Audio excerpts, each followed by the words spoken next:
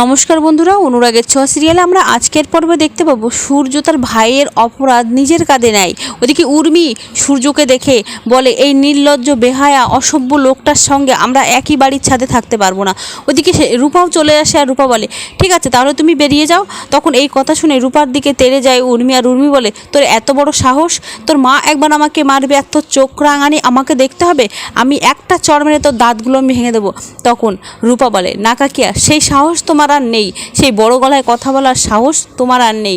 যা করেছে কাকাই সেটা যদি তুমি শোনো, আর আমার বাবাকে তুমি এতগুলো বাজে বাজে কথা বলেছো, সেটা বলার অধিকার তোমার নেই। কারণ আমার বাবা আমাদের সকলের কাছে ভগবান, আমার বাবা কোনো অন্যায় করতে পারে না। এই যে ছোট্ট লাবণ্য, সে কিন্তু আমার বাবার সন্তান নয়, সে এই বাড়িরই মেয়ে, কিন্তু আমার বাবার সন্তান নয়।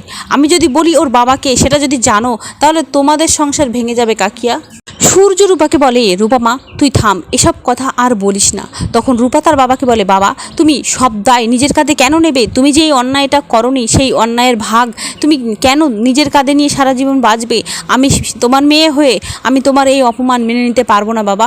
তাই সত্যিকে সত্যি আর মিথ্যেকে মিথ্যে বলার সাহস আমি রাখি। ওদিকে উর্মি চেয়েছিল সূর্যকে বাড়ি থেকে বের করে দিতে, কিন্তু উর্মি নিজেও জানে না তার স্বামী জয় কত বড় অন্যায় অপরাধ করে রেখেছে আগে থেকেই। ওদিকে রূপা শালিনী মিত্রকে নিয়ে বাড়ি হাজির হয়। শালিনী মিত্রকে দেখে জয় ঘাবড়ে যায়, ভয় পায়। জয়ের এই ভয় কিন্তু সবার চোখে পড়ে। জয় বুঝতে পারে না এখন তার সাথে কি হতে চলেছে। শালিনী মিত্রকে দেখে সেই ছোট্ট লাবণ্য ছুটে আসে তার মায়ের কাছে, তার মাকে জড়িয়ে ধরে আদর করতে থাকে আর বলে, মা তুমি তো বলেছিলে তোমার সাথে আমার আর কোনোদিন দেখা হবে না, তাহলে তুমি তো আমার কাছে এসেছো। তখন রূপা বলে, তোমার মা অসুস্থ, কিন্তু তোমার মাকে আমি নিয়ে এসেছি হাসপাতাল থেকে। তখন রত্নাদেবী রেগে গিয়ে বলে, কি অলক্ষণে মেয়ে রে বাবা, আমার মেয়ের সংসারটা ভাঙার জন্য ওই বাজে মেয়েটাকে এখানে নিয়ে এসেছে। শালিনী মিত্রের সব কথা শুনে রত্নাদেবী উর্মি কিছুতেই বিশ্বাস করতে পারছে না জয় এমন ভুলটা করতে পারে। জয়কে উর্মি বারবার বলে, জয় তুমি বলেছিলে না তুমি শুধু আমার জয়, তুমি অন্য কারোর হতে পারো না, এই বাচ্চা মেয়েটি তোমার না, তুমি একবার বলো। তখন রূপা পাশ থেকে বলে, যতই চেষ্টা করো কাকিয়া সত্যিকে মিথ্যে বলার, কিন্তু সত্যিটা সত্যিই হয়। উর্মি জয়কে বলে, জয় তুমি কোনো প্রশ্নের উত্তর দিচ্ছ না কেন? রূপা বলে, কাকাই এখনও তুমি মেরুদণ্ডহীনের মতো দাঁড়িয়ে থাকবে? এতক্ষণ আমার বাবা সব ভুল, তোমার যত অন্যায় সব নিজের কাঁধে নিয়ে এই বাড়ি ছেড়ে বেরিয়ে যেতে চেয়েছিল, তুমি মেরুদণ্ডহীনের মতো দাঁড়িয়ে সেটা দেখেছি। কি করে পারলে কাকাই তুমি এটা করতে?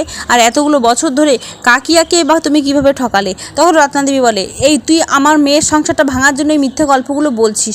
শালিনী মিত্র বলে, না ও যেটা বলছে ঠিক বলছে, ওই জয়ই হচ্ছে আমার হাজবেন্ড, আর এই লাবণ্য আমাদের মেয়ে, আমাদের সন্তান, আর এই লাবণ্যর নামটা ওর বাবা ওকে ভালোবেসে দিয়েছে। সূর্য ছোট্ট লাবণ্যকে বলে, তুমি এখন উপরে যাও আর আমাদের ব্যাগটা গুছিয়ে নাও। তখন দীপ বলে, চলো আমার সাথে, আমি যাচ্ছি তোমার সাথে। যখন ওই বাচ্চা মেয়েটাকে দীপ কোলে নিয়ে সেখান থেকে যেতে যায়, তখন উর্মি বলে, ওই বাচ্চা মেয়েটাকে তো কোল থেকে নামা, তুই শুধু আমার ছেলে। তখন দীপ তার মায়ের কথায় উত্তর দেয় যে, আমি তোমার আর তোমার হাজব্যান্ডের সন্তান না, আমি আমার বড় মা, আমার জেঠু, আমার এই পরিবারের সকলের সন্তান।